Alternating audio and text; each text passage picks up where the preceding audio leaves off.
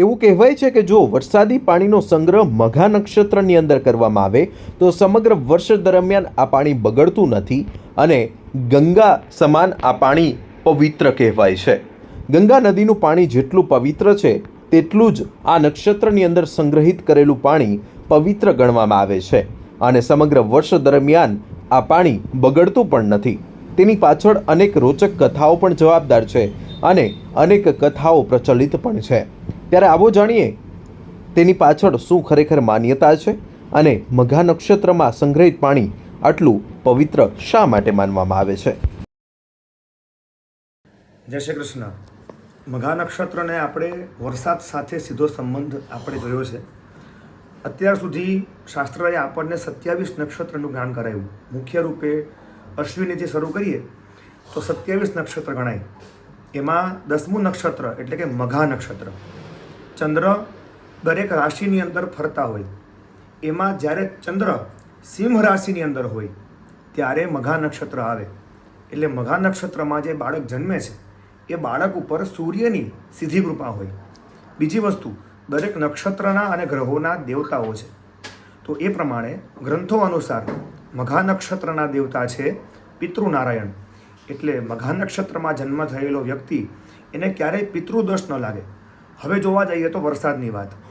હવે પુરાણ તો એવું કહે છે કે જ્યારે મઘા નક્ષત્રમાંથી વરસાદ થાય તો એ જળ ગંગાજળ સ્વરૂપ માનવામાં આવે છે અને એમાં સ્નાન થાય તો ગંગા સ્નાનનું પુણ્ય પ્રાપ્ત થાય. હવે આયુર્વેદની દ્રષ્ટિએ જોવા જઈએ તો આયુર્વેદ એમ કહે છે કે જે પાણી ઉપરથી ટપકે છે એ દરેક પાણીનું એક એક ટીપું શુદ્ધ અને દોષ રહિત માનવામાં આવે છે. હવે આયુર્વેદ પ્રમાણે આ જલ પીવાથી શરીરમાં રહેલા અનેક રોગોનો નાશ થાય છે. ઉદાહરણ તરીકે મઘા નક્ષત્રનું જલ પીવાથી પાચન શક્તિ મજબૂત થાય. આપણા શરીરમાં રહેલા કોઈપણ પ્રકારના વિષ તત્વ, કોઈપણ ઝેરી તત્વ હોય એ મૂત્ર માર્ગથી દૂર થાય છે. પિત્ત અને કફની સમસ્યા હોય તો દૂર થાય છે. બીજી વસ્તુ, જેનામાં ઝાડાપણું હોય, જેનું શરીર ખૂબ ફૂલતું હોય, વધતું હોય, તો એ જલ પીવાથી એ પણ ઓછું થાય છે. અને સૌથી મહત્ત્વનું, જે અત્યારે બહુ સમસ્યા છે, વિટામિન B12, આ પાણી પીવાથી B12ની સમસ્યા પણ દૂર થાય છે. માટે શાસ્ત્ર અનુસાર, આયુર્વેદ પ્રમાણે, ગ્રંથ પ્રમાણે અને સ્વાર્થ પ્રમાણે જોઈએ તો પણ મઘા નક્ષત્ર એ ખૂબ જ પુણ્ય, પવિત્ર અને લાભદાયી છે. એ ભાગ્યથી આ વર્ષે 2 સપ્ટેમ્બરના દિવસે, એટલે કે જે શ્રાવણ મહિનાનો છેલ્લો દિવસ છે, જે સોમવતી અમાસ છે, એ દિવસે મઘા નક્ષત્ર આવે છે.